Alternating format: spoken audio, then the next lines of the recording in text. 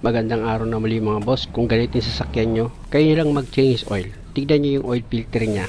2023 model ito pero tignan nyo yung oil filter nya. Meron siyang leak. I-zoom nyo na lang mga boss para makita nyo. Pero tanggalin ko na itong drain plug nya. Number 14 yung ginamit kong box rinse sa panluwag dyan mga boss. Regarding naman sa leak dito sa oil filter nya, hindi ko alam kung ano naging dahilan. Kayo na humatol mga boss. Pansamantala, ibalik ko ulit itong drain plug nya. Tapos gamit ulit ako dyan ng box rinse sa number 14. Hihigpitan ko muna yan. Tapos balik ako ulit dito sa ibabaw ng makina. Dahil ang gagawin ko dyan mga boss, ipa-flush ko muna ito. Gagamit ako dyan ng pure oil na Rev X40. Yan ang ginagamit ko kadalasang pang-flushing ko. Mas maganda kasi yan mga boss. Nakakalinis yan ng mga kumapit na malapot na langis dito sa loob ng makina. At doon naman sa nagtatanong kung bakit yan ang ginagamit ko. Pwede yan kasi sa diesel, pwede rin yan sa gasoline. Kaya yan ang ginagamit kong panlinis. Mas maganda kasi yan para sa akin at para sigurado ka, pwede mo siyang i-research. After ko maisalin itong langis, babalik ko ngayon itong engine cap nya. Tapos, pa-start ko ngayon dyan yung makina. Pag umistart na yung makina mga boss, bayaan nyo lang siyang naka-idle. Hindi nyo siya kailangang i-revolution. Ang ibig kong sabihin mga boss, bayaan nyo lang umaandar itong makina nya. Kapag na-consume nyo na yung 5 minutes, o pwede nyo na ngayon siyang patayin. Ganun ang pag-flushing na ginagawa ko.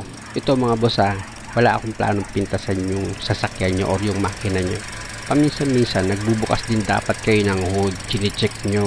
At kung maalikabok yung sasakyan nyo, pwede kung may time ka, punasan mo, bigyan mo rin siya ng time na pinupunasan mo itong makina mo. Kasi pag ganyan sa karumi, nagkakaroon ka rin ng problema dyan. Unang-unang problema dyan, overheat. Pangalawa, pag ganyang karumi, pwedeng pagbahayan ng dagayan. O mamaya ngat-ngatan ka ng isang wire dyan, tapos connected siya sa computer box o kaya sa sensor. Tinang problema ka pa. Mga boss tip ko lang yan sa inyo. Walang sasamaan loob. Dahil ang purpose ko kaya ako gumagawa ng video para maingatan kayo. Pangalawa, para mapagsabihan kayo or mapaalalahanan kayo tungkol dito sa makina nyo. Ayun ang purpose ko. Wala akong purpose sana masira sakyan nyo para may gawin ako. Hindi ganon. O baka naman sinasadya nyo lang. Dahil pag ako ang gagawa, alam nyo na lagi kong nililinisan ang makina. Hindi, joke lang yun. Okay naman sa akin yung lilinisan ko yung makina nyo. Pero paminsan-minsan, lilinisan nyo rin.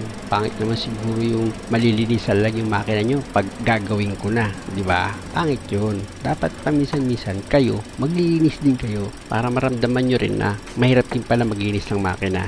Joke! At dahil okay na mga boss, tama na muna tayo dyan. Patayin ko na itong makina dahil na-consume ko na yung 5 minutes. Kaya ang susunod kong gagawin dyan, balik ulit ako dito sa ilalim mga boss. Gamit yung box rinse sa number 14, luluwagan ko ulit itong drain plug nya. Pag naluwagan ko yung mga boss, syempre naman, kakamayin ko na yan para mas mabilis kong matanggal. Ganun ang diskarte para mapabilis ang trabaho nyo. Tapos i-ready mo na yung pantagal mo ng oil filter mo. Dahil pag wala nang tumutulo dito sa makina na oil, pwede mo na ngayon luwagan itong oil filter mo gamit yung oil filter rinse. Sa pagluwag ng oil filter mga boss, pakaliwa lang yan. Pag naluwagan mo na, pwede mo nang kamayin. Ang problema, medyo mainit pa itong oil. Kaya ang ginawa ko mga boss, pinatulo ko muna maigi itong oil filter. Pag kaunti na lang yung langis na tumutulo dito sa oil filter, gagamit ako dyan ngayon ng basahan para tuluyan ko na matanggal itong oil filter nya. At syempre naman, bago mo ilagay yung bagong oil filter, punasan mo muna yung pagkakabitan mo ng bagong oil filter, yung pinaka-base nya. Pag okay na, bago mo naman ilagay itong bagong oil filter, pahiran mo muna ng oil itong o-ring nya para sigurado ka na kapag hinigpitan mo ay hindi naman pumilipit itong o-ring. Dahil nga sa maliit lang itong oil filter, kinamay ko lang yan sa paghigpit. O diba, nakita nyo naman. Tapos bago mo ilagay itong drain plug nya, punasan mo muna itong oil pan. Siguraduhin mo lang pag nilagay mo yung drain plug nya, nandyan yung flat washer. Tsaka mo ngayon siya higpitan ng number 40 na box rinse mo. O diba mga boss, kung kayo ang mag-change oil ng sasakyan nyo at ganito ang klase ng sasakyan, diba napakadali lang naman? Pag okay na, balik ka na ulit dito sa ibabaw ng makina mo. May naka-ready si customer na 1 gallon na Blaze Racing 400. Hindi mo ilalagay lahat yan mga boss, may kaunting matitira dyan. Basta lagi mo lang tatandaan, gagamit ka lagi ng dipstick. Doon ka magbabatay ng sukat ng langis mo. Kasi hindi ka naman sigurado kung na-drain mo lahat ng langis na luma. Kaya para sigurado, sa dipstick ka mag-base. Gaya nitong gagawin ko, tinigilan ko muna sa pagsalin pero meron na siyang natirang kaunti. Ngayon bubunutin ko itong dipstick, pupunasan ko yan, tsaka ako ngayon isusuksok siya ulit. Tapos bubunutin ko yan at kung makikita nyo yung sukat ng oil niya, nasa pangalawang tuldok na siya. Ibig sabihin nasa full na. Ngayon para sigurado ka, Pansamantala, ibalik mo muna itong engine cap niya. Tsaka mo ngayon i-start ulit itong makina.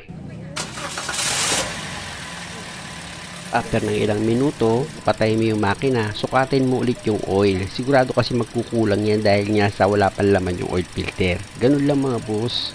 At salamat sa panonood. Sana nakakuha kayo ng idea, kahit kaunti lang.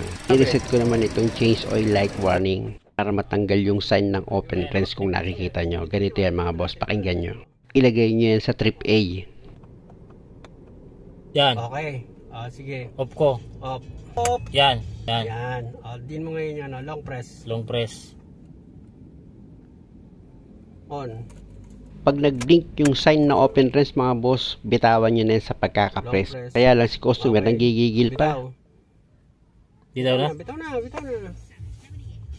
Wala na. Start ko? Okay na, start na. Wala na siya. Okay? Okay na? Ako natutunan ko rin. Alam ko na bro. Alam ko na rin. Ikaw lang eh. Dali-dali lang eh. Alam ko na rin. Okay. Sige bro, maraming salamat. Maraming salamat. Iniisip ko nga kung paano alisin eh. Iniisip ko paano alisin. Dali lang naman yun. Kasi pag nag-change lumalabas eh. Ano tol? Bro, hindi na sayang yung punta ko rito. Salamat sa Diyos tol. Satisfy sa ginawa ko. Okay, salamat sa Diyos tol. Maraming salamat sa Diyos bro. Salamat sa Diyos. Salamat sa Diyos. Ingat ka tol ha, ingat ka. God bless you.